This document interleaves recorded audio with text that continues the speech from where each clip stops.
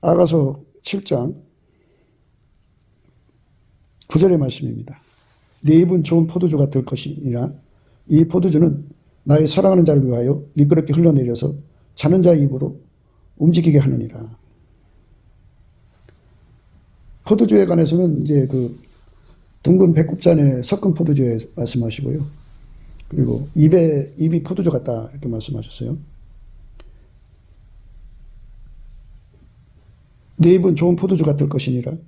이 포도주는 나의 사랑하는 자를 위하여 미끄럽게 흘러내려서 자는 자의 입으로 움직이게 하느니라. 이렇게 말씀하셨습니다. 이 포도주에 관한 말씀, 오늘 우리가 생각하는 겁니다. 성경에서 포도주는 이제 대체적으로 물론 이제 그 세 가지 의미로 사용되고 있습니다. 크게 나누면 세 가지인데, 하나는 마시는 포도주에 관한 문제고요. 또 하나는 이제 인간이 그 자아도취에 빠지는 거, 인간한테 취하는 거, 그걸 이제 과대망상이라고 해서 포도주로 표현하고요. 그 다음에 그 인간의 자기 한테 취하는데, 지독히 취하는 걸 독주라고 그럽니다. 그래서 그걸 발양망상이라고 하죠. 자기 체면에 취하거나 피조물에 취하는 상태, 이걸 말하고요. 성경에서는 이제 예수 그리스도가 이제 그 제자들과 최후의 만찬을 하셨죠. 성찬을 하실 때 예수 그리스도의 성찬에 그 무교전병하고 포도주였죠. 포도주인데 예수님의 살과 피를 상징한다 그래갖고 말씀하시고 있어요. 그래서 이 세 번째 말하는 포도주는 이제 물론 성령을 의미하기도 해요. 성령을 의미하기도 하고요. 예수님의 성찬의 포도주를 의미하기도 하고요. 근데 물론 이제 다 이 두 가지는 예수 그리스도와 관계되는 거죠. 포도주라고 하는 의미는 이제 취하게 한다고 하는 의미죠. 취하게 한다. 우리가 이제 그쪽으로 생각을 해야죠. 세상에 어떤 피조물이 하나님을 취하게 할 수 있을까요? 하나님은 지극히 거룩하셔서 거룩이라는 말을 씁니다. 이거는 피조물이 영원히 건널 수 없는 간격을 가지신 거고, 하나님은 절대로 피조물로 만족할 수가 없는 분이라는 겁니다. 하나님은 하나님으로 만족하신 거예요. 그래서 태초에 말씀으로 나오셔서 하나님 자신이 말씀으로 나오셔서 만물을 만드시고 보시기에 좋았더라 이랬어요. 그러니까 말씀으로 나오신 태초의 말씀이 인간으로 오셔서 예수 그리스도죠. 그러니까 예수님만 하나님을 만족시키는 분이에요. 그러니까 상천하지에 하나님을 만족시킬 수 있는 분은 인간으로 오신 태초의 말씀 예수 그리스도가 한 분밖에 없어요. 그러니까 예수 그리스도가 바로 포도주의 본질이고, 포도주 비유컨대 하나님을 취하게 만드는 본질이죠. 그러면 예수님은 하나님 아버지로 취하게 된 거죠. 하나님 자신한테 취하는 거죠. 예수님은 하나님 자신에게 취하는 거고, 하나님은 예수님한테 취하는 거죠. 그러니까 예수님이 하나님을 취하게 하는 능력을 가지고 있다고 그러죠. 그러니까 우리가 예수한테 연합이 되면, 예수는 참 포도나무고 우리가 그 가지가 되면 그로부터 하나님을 취하게 하는 포도주를 공급받는 거죠. 하나님을 취하게 만드는 능력, 그 포도주의 능력을 공급받는 겁니다. 예수에게 통제를 받을 만큼이죠. 이제 좋은 포도주라고 그랬어요. 오늘 말씀이 내 입은 좋은 포도주 같을 것이라 그랬어요. 예수님께서 좋은 포도주가 되시는 거죠. 그 포도주가 예수님에게서부터 나오는 거죠. 예수님의 포도주는 하나님 자신이고요. 하나님 자신의 포도주는 예수님이에요. 그래서 누구든지 예수에게 연합돼서 예수한테 길들여지면 예수님의 이제 포도주가 되는 거죠. 예수님 포도주를 공유하는 거죠. 예수의 포도주가 되는 거죠. 예수님은 스스로를 취하게 만드는 능력으로 그 사람을 길들이는 거죠. 예수님 입에 예수님을 취하게 만드는 포도주. 그렇게 이제 하나님께 드려지는 거. 이거를 오늘 말씀하는 겁니다. 예수가 우리를 부르는 소리, 그 음성 부드럽잖아요. 하나님은 인간을 예수 그리스도 안에 부르셔서 하나님이 예수에게 취하신 것처럼, 예수는 하나님에게 취한 것처럼 예수가 우리를 길들여서, 우리 인간을 길들여서 예수가 그 사람 몸을 통해서 나오는 거죠. 그렇게 되면 통제된 분량만큼 나오는 거예요. 그만큼 취하는 건데요. 여기서 또 촉수로 비유를 할 수 있어요. 예수님은 그 사람 속에 들어가 그 사람을 길들여서 30촉만큼 나오면 예수님은 30촉만큼 취하게 만드는 거고요. 100촉만큼 나오면 100촉만큼 예수님을 취하게 하는 거고요. 1000촉 나오면 1000촉만큼 예수님을 취하게 하는 거고요. 10,000촉만큼 나오면 10,000촉만큼 취하게 만드는 거예요. 예수님을 취하죠. 그럼 예수님을 취하게 만들면 바로 예수님은 또 하나님 마시는 포도주니까 하나님이 취하신 거죠. 이렇게 하나님이 우리에게 은혜를 주셔갖고 예수 그리스도 안에서 은혜를 주셔갖고 하나님을 취하게 만드는 자로 만드는 거. 이게 굉장히 중요한 거예요. 이게 큰 혜택 입은 거죠. 예수의 흔적이 없으면 안 돼요. 예수의 흔적을 의미하는 건데요. 이 흔적이라는 건 예수님을 취하게 만든다라는 의미예요. 굉장하잖아요. 예수님을 취하게 하면 하나님을 취하게 하는 거거든요. 우리는 그 은혜 속으로 이끌려 들어가야 돼요. 그 사랑, 이거는 하나님 인간을 사랑하셔서 독생자를 주신 거니까. 예. 그러니까 그렇게 예수한테 이끌려 들어가서 예수님을 취하게 만드는 은혜 속으로 이끌려 들어가는 거죠. 예. 그러니까 하나님은 예수를 취하게 하고 예수는 하나님을 취하게 하고 예수는 그 사람을 취하게 만들고 그 사람은 예수님을 취하게 만드는 이런 관계로서 우리를 부르신 거죠. 이게 하나님이 우리를 부르신 내용이에요. 이 은혜를 입어야죠. 이 은혜를 입지 못하면 우리는 하나님께 영광이 될 수가 없지요. 하나님께 영광이 안 돼요. 이후로는 누구든지 나를 괴롭게 말라. 내가 내 몸에 예수의 흔적을 가졌노라. 내 몸에 예수의 흔적을 갖는다는 거. 그 사람만 예수를 취하게 만드는 거고, 그러니까 예수를 취하게 만드는 사람은 예수의 흔적을 가진 거예요. 흔적이라고 하는 거는 뭐 사인이라고도 할 수 있겠죠. 그런데 흔적이라고 하는 말은 사람마다 이제 그런 해석하기에 달렸다고 하는 게 아니고 흔적이라는 건 이런 거예요. 그냥 글씨를 하나 써놨다. 너는 뭐 사인을 하나 해놨다. 뭐 이런 식으로 생각하는 분들이 있어요. 그리고 어떤 표식이 남았다. 뭐 이런 식으로 해석하는데요. 우리가 이제 천국에 가면 각 사람의 그 이름이 생명책에 기록되어 있어요. 그러면 생명책에 실제 책이 있겠죠. 거기에 이름이 기록되어 있겠죠. 그런데 그것은 결과물이고 기록물이고요. 그 조건이 무엇을 의미하냐면 생명은 예수 그리스도죠. 예수 그리스도에게 소속돼 갖고 완전히 예수의 그리스도의 지체로 받아들여졌다는 거죠. 그리스도의 지체로 받아들여진 자는 그는 예수님으로 취하고 예수님은 그로 취하는 포도주와 같다는 얘기가 돼요. 그러니까 그 사람의 이름이 생명책에 기록이 되어 있으면 바로 예수님은 그 사람을 통해 취하시고 그 사람은 예수님을 통해 취하시는 거죠. 그러니까 예수님이 그 사람 속에 들어가서 예수님 자신을 취하시는 그 근본이 되신다 이거죠. 그러니까 흔적이란 말은 생명책에 기록한 것도 그것도 흔적이죠. 기록이니까. 기록은 흔적 아니겠어요? 사람이 발을 여기 땅바닥 밟고 갈 때 눈 덮은 길을 걸어가면 그 발자취가 남잖아요. 그것도 흔적이죠. 그 사람 지나간 흔적이죠. 예수의 흔적이 그 몸에 있다고 하는 말은 예수와 그 사람이 완전히 하나가 되어서 그는 완전히 죽어지고 그 몸이 완전히 예수님을 취하도록 길들여졌다 이런 말씀이에요. 그 사람에게만 나타나는 현상이 있는데 그게 흔적이다 그죠. 예수의 기록물, 예수를 거기다 기록해놨다 이거예요. 그러니까 기록했다고 하는 건 그냥 글씨로 이렇게 새겨놨다라고 생각하시는 거는 뭐 그것도 없잖아 있죠. 그렇지만 너는 내 것이라고 이름을 써놓을 수도 있겠죠. 하나님 보좌 앞에서 이제 구원받은 사람들이 하나님 앞에 쓰잖아요. 하나님 앞에 쓰는데 각 사람의 이름이 그 이마에 있다고 해서 얼굴, 응? 다시 저주가 없으며 하나님과 그 어린 양의 보좌가 그 가운데 있으리니 그의 종들이 그를 섬기며 그의 얼굴을 볼터이요 그의 이름도 저의 이마에 있으리라. 그의 이름도 저의 이마에 있다고 그러잖아요.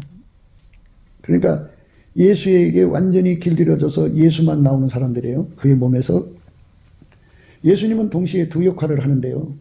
한 역할은 예수가 그 사람 속에 들어가서 그걸 운전하시고요. 또 한 역할은 그 운전을 완전히 받드는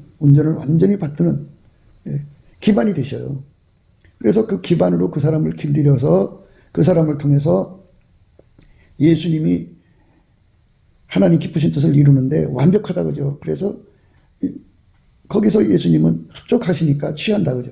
그러니까 예수님이 그 사람을 그렇게 예수님 자신을 취하시는 포도주로 만들고 그 사람의 포도주는 예수 그리스도 하나밖에 없죠. 우리는 예수 그리스도로만 만족해야 되니까요. 예, 이런 은혜가 있다고 하는 거죠. 그리고 본문 말씀은 이 땅에서 인간으로 태어나서 예수에게 들어가서 예수에게 완전히 길들여져서 예수를 취하게 만드는 사람들 중에 최고죠. 그러니까 술람이라고 하는 말은 더 퍼펙트, 더 피스풀이다 그죠. 더 퍼펙트다는 건 완전하다 그죠. 완전하다. 근데 그 완전한 자가 하나밖에 없다 그죠. 나의 비둘기, 나의 완전한 자는 하나뿐이다. 왕후가 60이고 비빈이 80이고 시녀가 무수하되 나의 비둘기, 나의 완전한 자는 하나뿐이구나 이렇게 말씀하셨어요. 그러니까 이 땅에 많은 사람들이 이제 예수를 믿는다고 하지만 예수님에게 완전히 연합해서 그 몸이 길들여져 가지고 그 길들임의 그 질량이라고 그러죠. 예, 그 길들임의 질량이 누구도 따라올 수 없는 최고의 길들임이죠. 예, 최고의 길들임으로 예수가 그 사람을 통해서 행동하시는데 전혀 부족함이 없어요. 그런 기반이 되시는 거죠. 그 사람이 종교적인 능력이 뛰어나거나 독실해서가 아니에요. 자꾸 사람들이 그 인본주의로 생각하는데요. 예수님은요, 인간을 만드실 때부터 인간 스스로가 예수님을 만족시킬 수 있는 존재로 만들질 않았어요. 인간은 예수님을 만족시킬 수 있는 능력이 전무해요. 그러니까 고유한계 5개를 늘 말씀드리죠. 무지해요. 예수님 만족시키는데 무지하고 무식하고 무능하고 예, 무익하고 그리고 인간은 스스로 순종이 될 수가 없어요. 만들어진 존재니까. 거기다가 순종의 본을 집어넣어 주시고 순종의 그 능력을 입력을 시켜서 순종케 하셔야 순종이 되는 존재죠. 인간은. 그래서 예수가 그 사람 속에 순종이 되어서 그 사람을 길들이고 순종을 받드는 능력까지 돼 주셔야 돼. 그것이 우리가 날마다 강조하는 거예요. 우리가 스스로 될 수 없다. 그래서 은혜를 입어야 한다. 그 은혜를 입으려면 감사함으로 그 문에 들어가고 찬송함으로 그 궁전에 들어간다고 했다. 그러니까 예수라고 하는 그 속에 들어가려면 감사해야 된다. 예수의 피로 용서받은 사람들은 성령에 이끌려서 범사에 우리 주 예수 그리스도를 힘입어서 항상 하나님 아버지께 감사하는 자가 되게 하시거든요. 많은 사람들이 성령 받았다. 자기가 예수님의 본부인이다. 이제 그 옛날에 왕들의 그 부인들의 그 서열이 있어요. 정실 부인은 하나죠. 그걸 왕후라고 그러고요. 그 다음에 이제 그 다음 아래 계급이 왕비입니다. 왕비도 이제 서열이 있겠죠. 예. 그 다음에 아래 계급이 비빈이에요. 비빈도 서열이 있겠죠. 그리고 그 나머지 여자들은 전부 이제 무술이, 쉽게 말하면 시녀들이죠. 그러나 왕의 여자예요. 왕과 잠자리를 한 기준으로는 비빈 이상이고요. 왕과 잠자리가 안 된 상태에서 왕을 섬겨야 되는 시녀들이죠. 그 시녀들, 그리고 왕비를 섬긴다든지, 비빈을 섬긴다든지. 그러니까 그 솔로몬의 그 내실을 관리하는 모든 여자들을 전부 일컫는 말인데요. 예, 이렇지만 완전한 자는 하나다 이렇게 말했어요.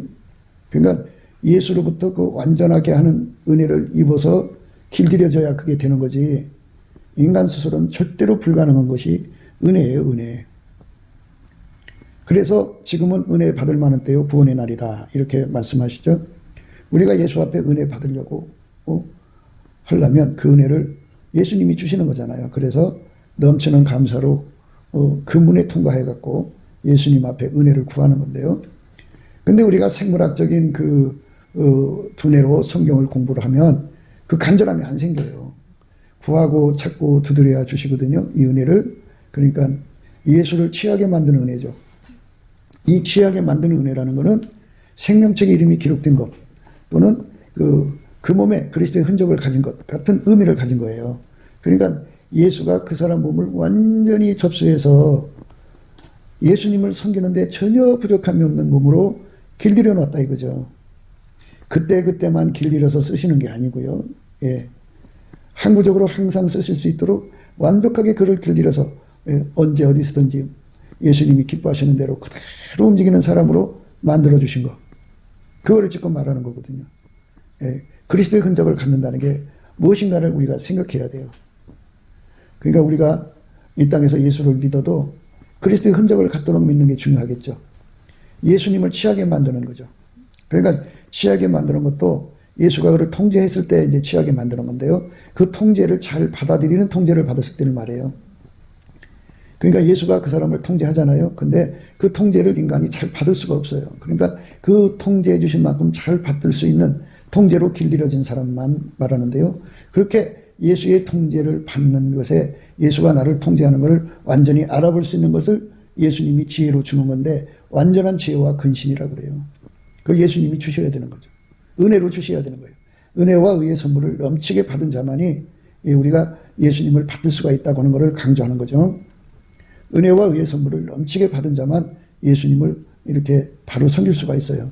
은혜와 의의 선물을 넘치게 못 받으면 비록 예수님이 나를 이끌어 가신다고 해도 예수님을 받을 수 있는 능력이 우리 자신한테는 없어요. 그러니까 얼마나 안타까워요. 괴롭죠. 완전한 지혜와 근심만 갖고는 안 돼요. 예수님의 온유 겸손이 있어야 돼요. 온유 겸손이 왜 필요하냐면 우리가 몸으로 예수님을 섬기는 거잖아요. 몸이 예수님의 지시를 수용할 수 있어야 돼요. 그래서 그 수용할 수 있는 힘을 예수님이 몸에게 주는데 그게 예수의 온유예요. 예수의 온유만이 하나님이 예수에게 주신 그 고난을 다 이기게 하셨어요. 넉넉하게 감당하게 하셨어요. 우리가 7장에 돌아서 유리구도 얘기하잖아요. 유리구도라는 거는 자기 기준, 자기 잣대, 자기 저울로 사는 자를 말하고 자기 사랑이 우선인 자를 가르쳐 말하는 거예요. 물론 육적 사랑을 통칭해서 말하는 건데요.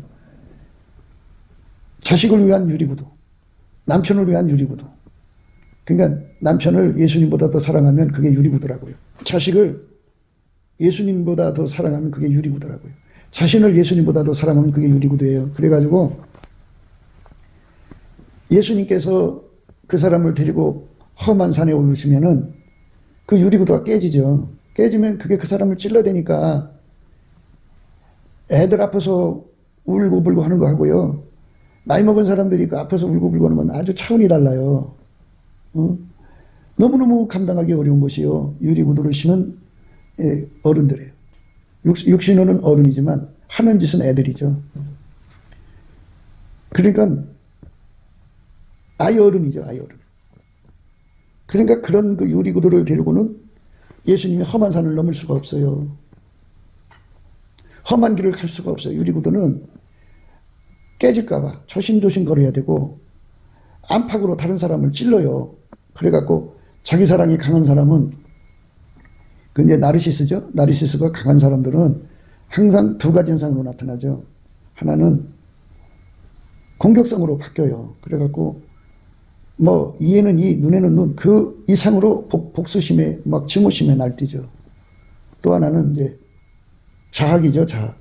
그래갖고 그 유리구두에 찔려갖고 그저 그냥 울고불고 우울증에 걸려 막 말도 못해요. 그러니까 그 유리구두를 신고는 예수님들을 따라갈 수 없어요. 예수님을 취하게 할 수가 없어요.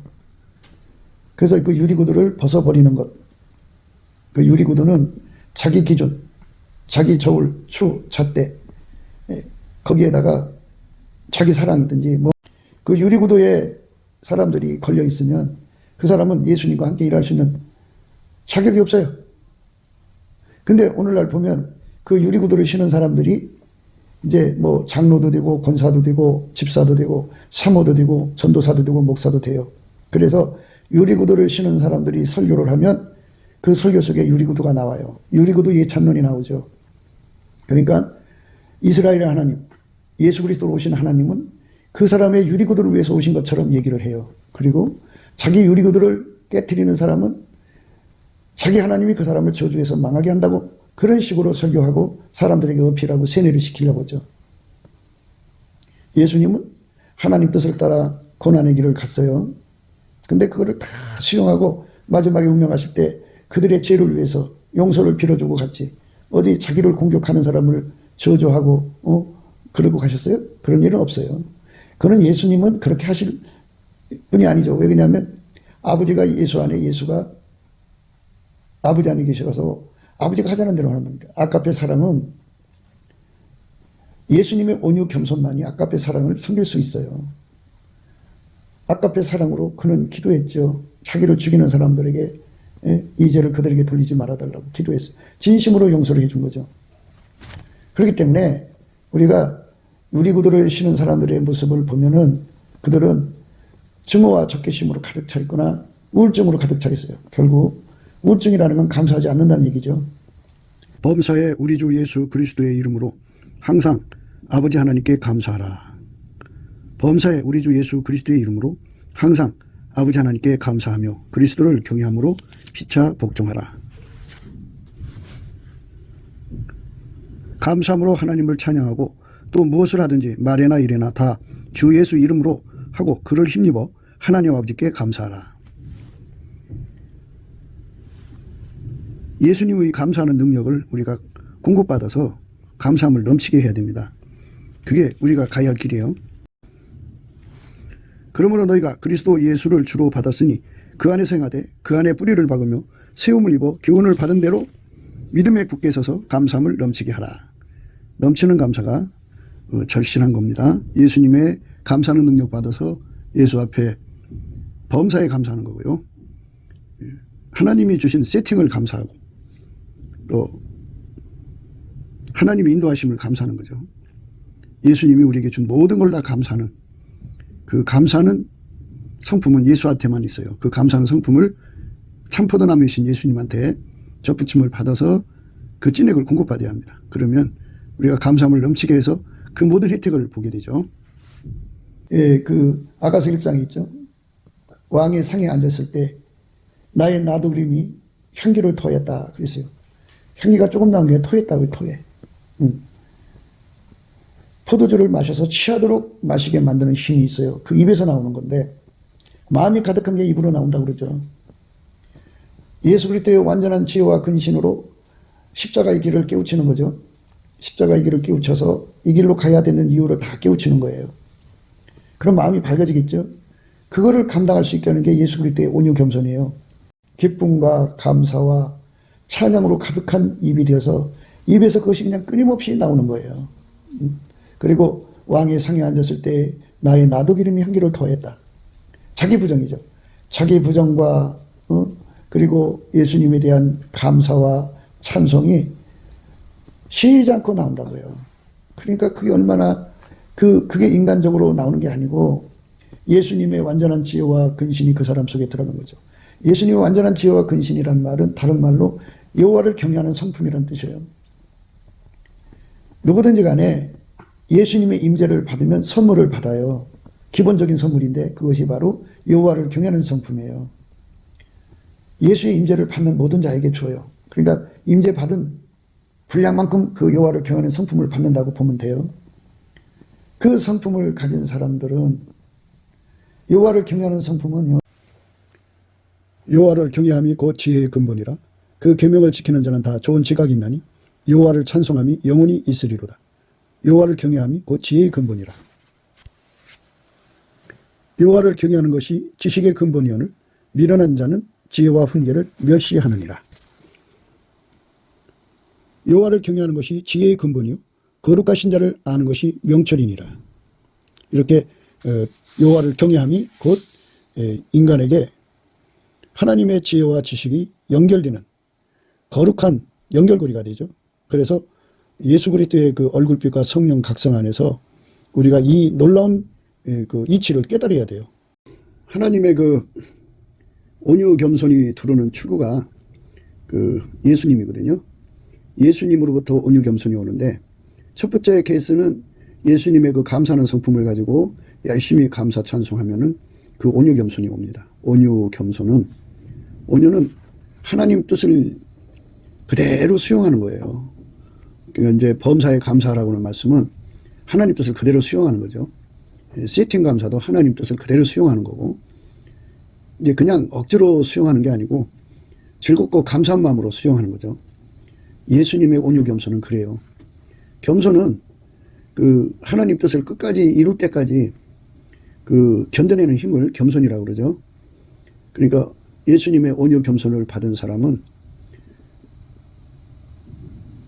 하나님 뜻을 완전히 이룰 수 있죠. 그러니까 경외하는 사람한테는 하나님만 두려워하고요. 또 하나님이라고 하니까 우리가 직접 하나님을 상대하는 걸로 생각하지 마시고요. 예수 그리스도만 두려워한다 이렇게 보시면 돼요. 예수 그리스도 안에서 하나님만 두려워한다 이렇게 표현해야죠. 그래서 예수님만 두려워하고 예수님만 따르고 예수님 말씀만 순종하고 또 예수님 뜻대로만 사는 거예요. 예수님 의지대로만 사는 자가 되죠. 그러니까 예수님이 이쁘죠. 여호와를 경외하는 성품을 받으면 그래요. 여호와를 경외하는 성품은 이제 하나님의 임재를 받으면, 그러니까 하나님 임재는 곧 예수 안에 있어요. 그래서 예수의 임재를 받으면 그 보상으로 주고요. 그리고 이제 온유 겸손은 감사하는 자에게 주는. 그러니까 그 예수님은 당신 앞에 나오는 사람들에게 꼭 상을 그렇게 주셔요. 그래서 여호와를 경외하는 성품을 받으면 예수님만 두려워하고 예수님만 순종하고 예수님만 따르게 되죠. 그렇게 되니까 예수님이 이뻐갖고 그 마음에다 입을 맞춰서 사랑의 눈뜨게 하셔서 아까페 사랑이 이제 제공되죠. 그러면 아까페 사랑 속에 온유 겸손이 있어요. 그러니까 감사하면서 받은 온유 겸손이나 아까페 사랑으로 제공되는 온유 겸손이랑 같은 거죠. 예수님이 주는 거니까. 그 온유 겸손을 받으면 어떤 효과를 보냐면 하나님의 완전한 지혜와 근신을 그대로 수용하고 그대로 끝까지 받드는 힘을 갖죠. 그럼 완전한 지혜와 근신은 어디서 나느냐? 예수님의 그 임재를 받아서 경외하는 성품을 얻을 때 주는 거죠. 그럼 예수님 임재는 언제 받느냐? 기도 시간에 성경을 읽다가 찬송 부르다가 예배 시간에 또는 개인적으로 묵상하는 시간에 성경을 읽다가 등등 하지만 우리가 늘 강조한 대로 예수님께 예수님의 감사하는 성품 받아서 감사하고 찬송할 때 감사 찬송할 때 이제 찬송정에 임하시는 하나님 예수님이죠. 그러니까 찬송정에 임하신 예수님 임재를 받게 되면 또 예수님의 얼굴빛과 성령 각성을 받으면 그때 여호와를 경외하는 성품을 줘요. 하나님 아들 예수 그리스도의 임재를 받으면 반드시 보상으로 여호와를 경외하는 성품을 받고요. 예수님 성품으로 예수님께 감사를 하면 온유 겸손을 받고요. 그리고 이제 경외 성품을 받아서 예수님만 두려워하고 예수님 말씀만 듣고 예수님 뜻에만 예수의 의지대로 움직이면 이쁘게 여기셔가지고 그 마음에다 입을 맞춰갖고 그 사랑의 눈뜨게 하셔 사랑을 제공하죠. 그 사랑으로서 주시는 온유 겸손이죠. 그러면 이제 여호와를 경외하는 성품은 바로 지혜의 근본, 지식의 근본이죠. 그래서 완전한 지혜와 근신도 뒤따라와요. 완전한 지혜와 근신과 온유와 겸손이 합쳐져 가지고 이제 야고보서는 지혜의 온유함이라고 강조하죠. 지혜의 온유함. 우리가 그걸 받아 누려야 됩니다. 너희 중에 지혜와 총명이 있는 자가 누구뇨? 그는 선행으로 말미암아 지혜의 온유함으로 그 행함을 보일지니라. 그러나 너희 마음속에 독한 시기와 다툼이 있으면 자랑하지 말라. 진리를 거스려 거짓하지 말라. 이러한 지혜는 위로부터 내려온 것이 아니요 세상적이요 정욕적이요 마귀적이니 시기와 다툼이 있는 곳에는 요란과 모든 악한 일이 있음이니라. 오직 위로부터 난 지혜는 첫째 성결하고 다음에 화평하고 관용하고 양순하며 긍휼과 선한 열매가 가득하고 평복과 거짓이 없나니 화평케 하는 자들은 화평으로 심어 의의 열매를 거두느니라. 여기 지혜의 온유함이라고 했어요. 그 지혜의 온유함을 가진 자들은 한마디로 말해서 예수님을 취하게 만들죠. 완벽하게 예수가 그 사람 속에서 구현되는 거예요. 우리가 예수님을 취하게 하는 포도주로 드려져야 되겠죠. 하나님 지혜를 공유해요. 여호와를 경외하는 성품만큼 하나님의 지혜와 지식과 명철을 공유해가지고 하나님이 어디로 가시는지를 다 알아보죠. 알아보지만 그 속에 유리구도가 있으면 알아봐도 그거 못 가요. 갈 수가 없어요. 그 유리구도를 완전히 벗어버리게 하는 것을 뭐라고 하냐면 예수님으로부터는 온유 겸손을 공급받았다고 그러는 거예요. 예수님의 온유 겸손을 받아야 돼요. 야고보서에는 그 두 가지를 합해서 지혜의 온유함이라고 그러죠. 지혜의 온유함. 지혜의 온유함이라고 그래요. 얼마나 좋아요. 완전한 지혜와 근신, 거기다가 온유 겸손, 예수님 거죠. 그거를 가진 사람들은 갈때, 그러니까 하나님이 주신 그 미션을 예수가 가지고 오셔서 그 사람을 통해 일을 하시는 건데, 그 미션을 완벽하게 소화를 해서 기쁨과 즐거움과 감사한 마음으로 자천해서 한다고요. 그러니까 그 얼마나 힘든 길이겠어요. 십자가의 길인데. 어떤 때는 매를 맞아야 되고, 어떤 때는 가시밭길이고, 어떤 때는 억울하게 옥살이를 해야 되고, 어떤 때는 막 그냥 핍박과 곤란과 배고픔과 가난과 말도 못하는 어려움 속에 시달린다고죠. 그래도 그 마음속에는 예수님께 대한 감사 찬송, 그게 막 쏟아져 나오는 거예요. 어마어마하게 쏟아져 나오죠. 그러니까 그게 바로 예수님이 그 사람 속에 들어가서 예수님이 가지고 계신 온유 겸손이 되어준 거예요. 예수님이 주시는 온유 겸손을 받지 않으면요, 우리는 그리스도의 고난을 수용해서 소화할 수가 없어요. 예수 그리스도만이 가지고 있는 그 온유 겸손이 우리 삶을 넘치게 덮어야 돼요. 노아 홍수 때 물이 덮인 것처럼요, 예수 그리스도의 온유 겸손이 우리를 완전히 덮어야 돼요. 예수 그리스도의 온유 겸손이 우리를 완전히 덮지 않으면요, 우리는 미래가 없어요. 그러니까 아무리 알아도 따라갈 수가 없어요. 그러니까 온유는 수용력이고요, 겸손은 적응력인데, 뭐 과거 어느 한때 내가 예수 믿었다고 되는 게 아니잖아요. 항상성, 계속성, 확장성으로 예수님의 완전한 지혜와 근신이 공급돼야 되고, 그리고 그거를 받을 수 있는 온유 겸손이 주어져야 되죠. 우리는 예수님이 주시는 찐의 그 완전한 지혜와 근신, 그리고 그 여호와를 경외하는 성품이죠.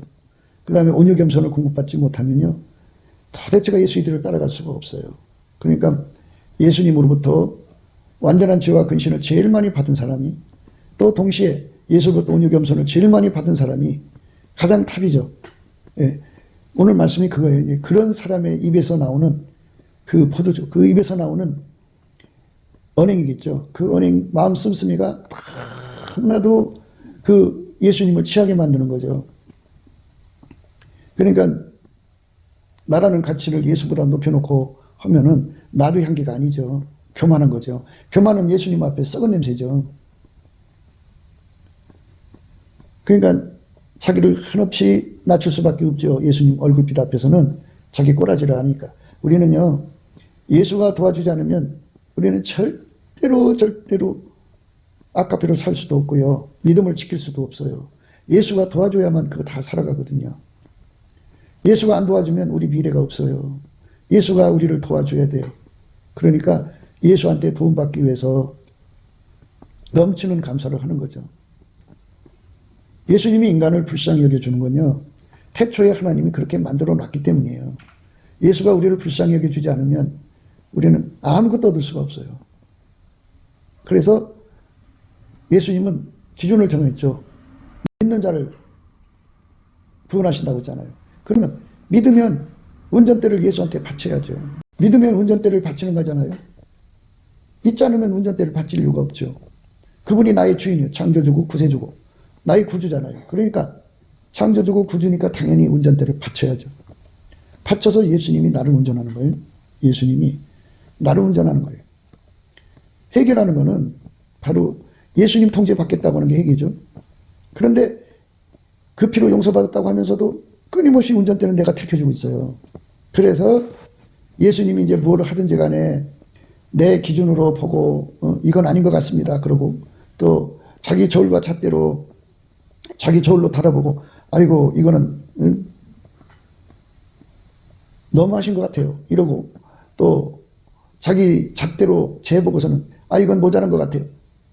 그러면서 예수님을 막 혹독하게 신랄하거든요. 내가 당신한테 믿어줬는데 이것밖에 안 주냐고 막 난리를 치죠. 그런 사람은 입에서 썩은 내가 나지 향기가 나오는 게 아니잖아요.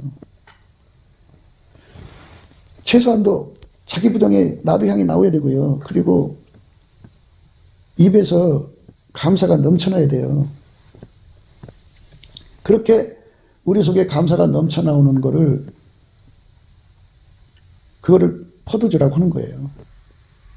그러니까 예수한테 최고의 통제를 받아서 나오는 감사, 예수한테 최고의 통제를 받아서 나오는 자기 부정, 예수에게 최고의 통제를 받아서 누리는 온유 겸손, 완전한 지혜와 근신, 그것으로 행하는 사람은 예수님을 완전히 취하게 만든다고 해요. 취하는 거죠. 이제 둥근 배꼽잔의 그 섞은 포도주에 대해서 이제 조금씩 간간히 말씀을 드렸어요. 그거는 융화에 관한 말씀인데요. 첫 번째 융화는 대화자로 해서 노글융 대화자. 그러니까 우리가 예수 그리스도하고 연합해서 세포제물이 되는 융화죠. 그거는 이제 발에서부터 넓적다리까지, 둥근 넓적다리까지를 의미하는 거죠. 예수의 사람으로 완전히 새로워진 것을 말하죠. 예수의 사람으로 완전히 새로워진 것. 예수의 사람으로 완전히 새로워진 것을 이제 그 새로운 피조물이라고 그러는데요. 그 새로운 피조물이 이제 한 사람만 있는 게 아니고 두 사람 이상이 되지 않겠어요? 그러면 이제 1000사람, 10,000사람, 10만 사람, 뭐 100만 사람 이렇게 천국 모든 사람들의 수가 얼마일까요? 그들과 하나로 융화가 있어요. 그러니까 변화할 화자를 쓰는 거예요. 노글융자 해갖고 한 사람같이라는 표현을 써요. 한 사람같이 하나가 되는 거예요. 하나가 되면 주제하는 바와 같이 사람들을, 이제 예수 믿는 사람들을 보세요.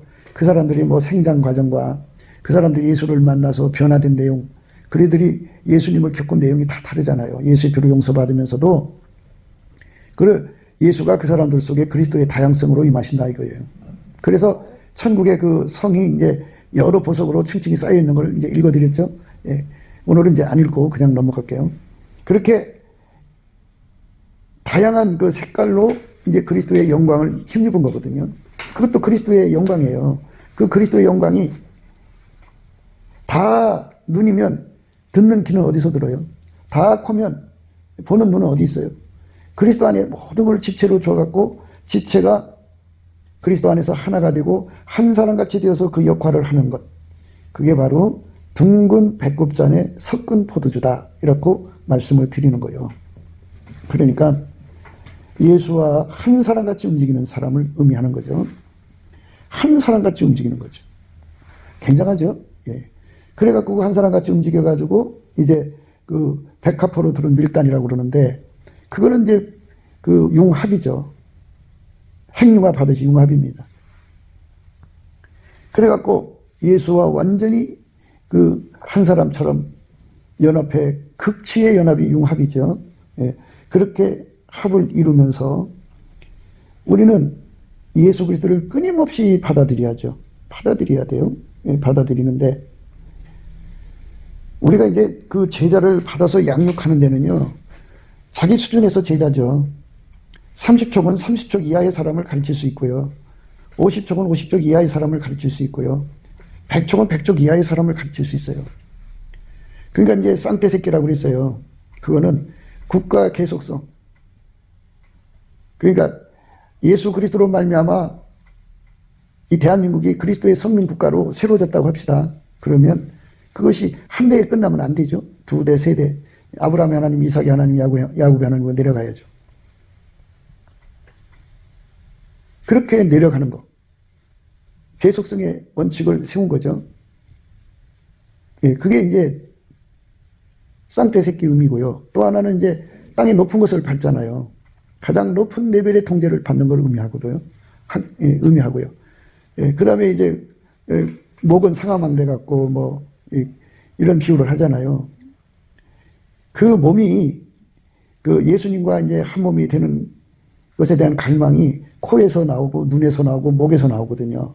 예, 그러니까 그 갈망이 뭐냐면 나를 써주세요. 대행체제, 대신체제죠. 나를 써주세요. 나를 써주세요. 예, 그렇게 매달리는데 우리가 이제 그리스도의 장성한 분량까지 이제 자라나야 되지 않겠어요? 예, 그래서 그리스도의 장성한 분량에 이르르면 예, 거기서 이제 열매를 내는 거죠. 그러니까 우리가 볼 때 우리 한국에는요, 이렇게 예수님 안에서 아주 뛰어난 통제를 받은 선생님들이 계실 거라고요. 예수의 제자들, 신부 중에 신부, 그런 슬라미 같은 사람들이 있을 거라고요. 근데 그 사람들은 묻혀져 버리고 육에 속한 사람들이 판을 치는 세상이 됐잖아요. 그러니까 WCC, WEA가 판을 치고 어린아이 때는요, 인물 숭배에 빠져서요, 우상 숭배에 빠져요. 그래서 이 교주에게 빨려 들어가는 사람들이 생기죠. 어렸을 때는 그렇게 돼요. 장성에서는 어린아이를 버리거든요. 교회마다 교주 같은 목회자들 중심으로 해서 뭉치는 교회들이 많죠. 그건 인물 숭배에 빠집니다.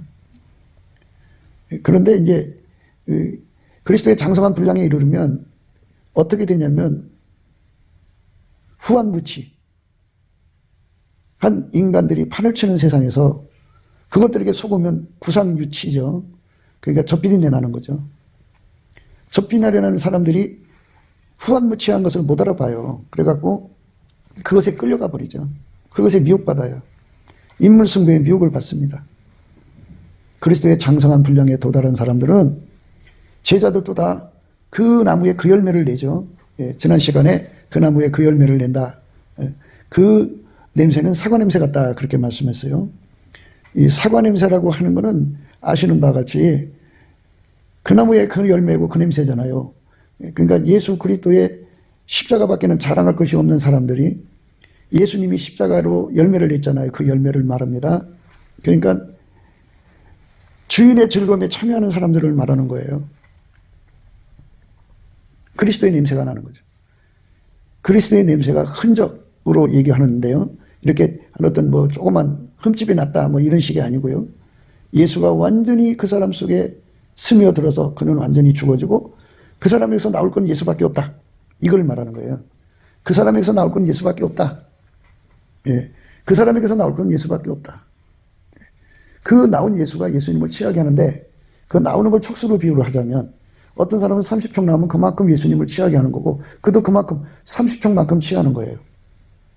어떤 사람은 예수님이 만촉으로 나오면 그 사람은 만촉만큼 예수님한테 취하고 예수님도 그 사람 통해서 만촉만큼 취하는 거예요. 이렇게 예수가 완전히 그 사람 속에 스며들어서 스펀지 같아요. 스펀지같이. 스펀지가 딱딱한 스펀지가 있고 부드러운 스펀지가 있죠. 예. 딱딱한 스펀지는 물을 많이 흡수를 못하죠. 그런데 부드러운 스펀지는 물을 엄청나게 흡수하죠. 그래서 거기서 나올 거는 예수밖에 없다. 이거죠. 그러니까 예수가 각 사람 속에 분량대로 임하시는 거니까 가장 높은 천국이죠. 그러니까 예수님 보좌가 있는 곳이 가장 높은 곳인데 그 수준의 빛으로 그 사람 속에 임하셔갖고 그를 길들여서 그만큼 예수가 나온다면 예수님이 그 술에 취하겠죠. 그만큼의 술에 취하는 거예요. 그러면 이 술의 그 차이가 다르죠. 가장 높은 술에 취한 사람도 있고 예수님의 술이지만 30족을 이제 도수로 비울까요? 30도의 술에 취하고 만도수의 술에 취하고 차이가 다르죠. 예수 술은 독할수록 좋은 거예요. 30도보다는 100도가 좋고 100도보다는 1000도가 좋고 1000도보다는 만도가 좋죠. 그렇게 예수에게 완전히 사로잡혀서 취하는 사람이 되는 것. 그 사람이 바로 이렇게 스펀지처럼 짜면 예수만 나와요. 짜면 예수만 나옵니다. 그렇게 예수만 나오는 은총을 힘내는 것. 그 은혜 받는 거예요. 그 은혜를 받아야 돼요. 그러니까 이거는 예수와의 결합이니까 예수가 자기를 줘야 되거든요. 근데 아무한테나 주는 게 아니에요. 누구든지 구하고 찾고 두드려야 돼요. 예수님 앞에. 구하고 찾고 두드려야 주거든요. 구하고 찾고 두드린다고 하는 거는 예수님께서 우리에게 하나님 기준으로서의 갈급함과 갈망을 줘야 되는 건데요. 지금까지 말씀드렸듯이 하나님은 하나님으로만 만족시킬 수 있어요. 인간이 갈급함과 갈망을 가지고 예수님께 구해도 그거는 예수님은 그걸 만족하지 않아요. 예수님은 하나님 거로만 만족하거든요. 그래서 예수님께서 예수의 얼굴빛과 성령의 각성으로 우리 속에 갈급함과 갈망을 만들어 주셔갖고 그 갈급과 갈망은 서술하자면 예수 고품 갈증, 예수 통제 고품 갈증이고 보답하는 감사에 대한 갈증이에요. 그러니까 보답하는 감사의 극도로 강렬함을 예수의 얼굴빛에서 얻는 거고요. 성령 각성으로 오시는 거예요. 그러니까 예수의 얼굴빛과 성령 각성은 연동돼요. 그러니까 예수 얼굴빛이 임한 만큼 성령이 오시고 성령이 오신 만큼 얼굴빛이 오시는 거니까 연동되는 거예요. 그러니까 예수의 얼굴빛 받은 만큼 이제 그가 그 얼굴에 빚을 받은 만큼, 예수의 얼굴 빚 받은 만큼 갈급함, 예수 고품 갈증, 예수 통제 고품 갈증을 얻어요. 이게 하나님이 우리에게 주고자 하는 주 메뉴예요. 주 메뉴. 예. 그래서 예수 고품 갈증, 예수 통제 고품 갈증을 가져야 되는 거예요. 그거 가지면 이제 그렇게 예수의 얼굴 빚에서 그것이 이제 우리 속에 이제 아주 지독하게 극도의 갈급함 속에 사로잡혀 가고요. 예수님께 보답하고 싶어하는 극도의 간절함 속에 사로잡혀 가죠. 그때쯤 이제 예수가 정면으로 그 사람을 내려다보셔요. 그러면 예수 속에 있는 갈망, 내 속에 와서, 우리 속에 와서 우리를 한 사람처럼 통제해서 하나님 뜻을 이루고 싶어 하는 그 갈망을 보게 되죠. 그 어마어마한 갈망 앞에 다 이제 죽은 자처럼 뻗을 수밖에 없어요. 너무나도 엄청나서. 그래서 그거를 받아들이죠. 받아들이면 이제 기도가 돼요. 구하고 찾고 드리는 거죠. 그러니까 그거는 예수의 갈망, 예수의 갈구로 하는 거잖아요. 그래서 예수님이 그 사람이 기도가 되어줘 갖고 죽게 힘을 얻고 마음의 시온에 데려가 있는 자가 복이 있다 그랬어요. 그러니까 예수님이 그 사람들의 기도에 힘이 되어주고 내용이 되어주고 소원이 되어주고 간구와 갈급과 갈망의 힘이 되어주죠. 그래서 예수님이 시온에 데려가 돼요. 그래서 시온이라는 건 몹시 목마르다는 뜻인데요. 예수 고품 갈증, 예수 통제 고품 갈증에 목마른 사람들을 대신해서 예수님께서 하나님 보좌에 가서 기도응답을 받죠. 구하는 자가 받고 찾는 자가 찾고 문을 두드린 자가 열리잖아요. 다른 사람한테는 안 열려요. 그래서 예수께서 그렇게 그 사람의 기도에 힘이 되어져서 기도응답을 받아주죠. 받아서 가지고 내려와서 그 응답 주신 만큼 예수가 그 사람에게 주어지죠. 예수 고품이니까 예수가 주어지고 예수 통제 고품이니까 예수가 그 사람 속에 들어가 그만큼 통제를 하는 거예요. 그렇게 통제를 받은 만큼 예수님을 취하게 만드는 거죠.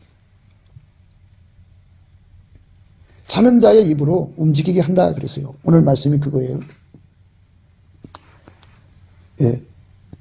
잠자는 사람이 그거를 먹으면 입이 움직여진다 그죠. 잠에서 깨어난다는 소리 아니겠어요?